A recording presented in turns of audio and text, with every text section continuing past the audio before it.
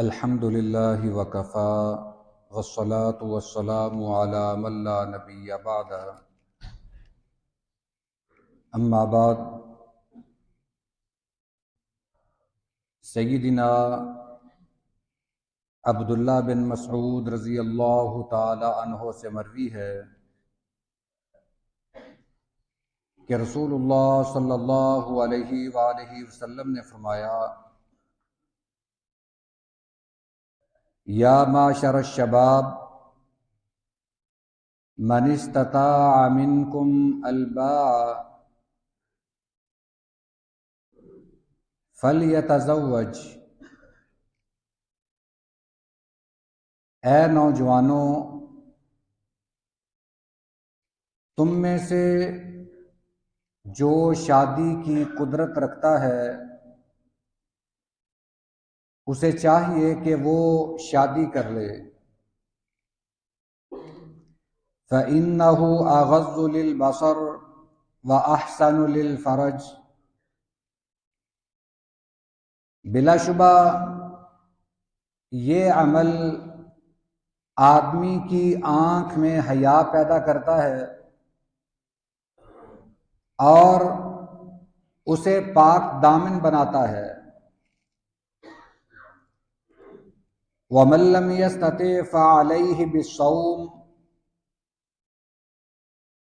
اور اگر کوئی شادی کی طاقت نہیں رکھتا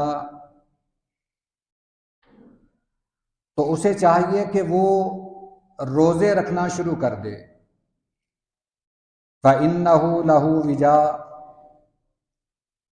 یہ عمل اس کی خواہشات کو کم کر دے گا۔ یہ بخاری شریف اور مسلم شریف کی حدیث مبارکہ ہے۔ اسلام ہمیں ہر وہ بات سمجھاتا ہے جو ہمارے فائدے کی ہو۔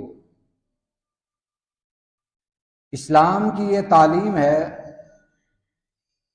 کہ ایک مسلمان کی آنکھ میں حیا ہونا چاہیے، ایک مسلمان پاک دامن ہونا چاہیے۔ نبی کریم صلی اللہ علیہ وسلم ہمارے لیے اسوہ حسنہ ہیں۔ آپ کے بارے میں آتا ہے کہ آپ ایک کنواری لڑکی سے بھی زیادہ شرماتے، یعنی آپ میں اس لحاظ سے اتنی نزاکت تھی کہ کوئی شریف اور باحیا کنواری لڑکی بھی اتنی نہ شرماتی ہو۔ نبی کریم صلی اللہ علیہ وسلم شرم و حیا کے پیکر تھے۔ آپ نے اللہ کے حکم سے 11 نکاح فرمائے۔ جب آپ دنیا سے رخصت ہوئے اس وقت آپ کی 9 ازواج مطہرات تھیں۔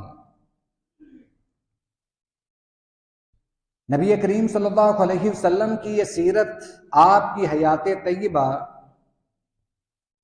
ہمیں یہ درس دیتی ہے کہ انسان جب اللہ کے لیے اپنی زندگی گزارتا ہے پھر اس کی زندگی کیسے ہوتی ہے، وہ اپنی زندگی کیسے گزارتا ہے۔ آپ نے یہ فرمایا کہ اے نوجوانوں، یا معاشر الشباب۔ شباب کہتے ہیں کہ جو نوجوانی کی عمر کو پہنچا ہو، پورا نوجوان ہو، شادی کی عمر ہو چکی ہے تو شریعت یہ حکم دیتی ہے کہ وہ شادی کر لے۔ اس کا فائدہ کیا ہے؟ اس سے ایک تو آنکھوں میں حیا پیدا ہوگا اور دوسرا یہ کہ آدمی پاک دامن بنے گا، پاک دامنی اختیار کرے گا۔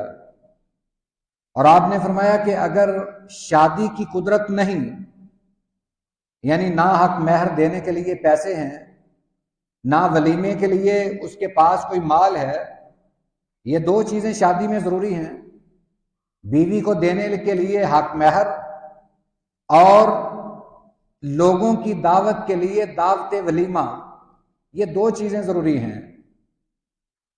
یہ الگ بات ہے کہ آج کل ہماری شادیاں اس قدر مشکل ہو چکی ہیں کہ ایک غریب انسان کا اس معاشرے میں جینا وہ محال ہو چکا ہے۔ وہ اپنی اولاد کے رشتوں کے حوالے سے بڑا پریشان ہے، خاص طور پر جو بچیوں والے ہیں۔ اگر اس کے پاس جہیز کے پیسے نہیں تو وہ اس دنیا میں ہو سکتا ہے کہ سب سے زیادہ پریشان ہو۔ اس کا ایک ایک دن کیسے گزرتا ہے یہ وہی جانتا ہے۔ ہمارے معاشرے میں ایک غریب کا جینا دوبر ہو چکا ہے، جبکہ اسلام ہرگز یہ تعلیم نہیں دیتا کہ اگر تمہارے پاس مال و دولت نہیں تو تم معاشرے میں نہیں جی سکتے۔ اسلام تو ایسا درس نہیں دیتا۔ آپ نے یہ جو دو باتیں ارشاد فرمائی ہیں کہ اگر شادی کی طاقت ہے تو فوراً شادی کر لو، اللہ تعالیٰ تمہاری نظر میں حیا پیدا کر دے گا۔ اور اگر شادی کی قدرت نہیں، اس میں کئی چیزیں آتی ہیں، یا تو رشتہ نہیں ملتا، یا اس کے پاس شادی کے جو ضروری اخراجات ہیں وہ نہیں ہیں، گھر بار نہیں ہے جہاں وہ لا کر اپنی بیوی کو بسائے، ایسا کوئی انتظام نہیں ہے۔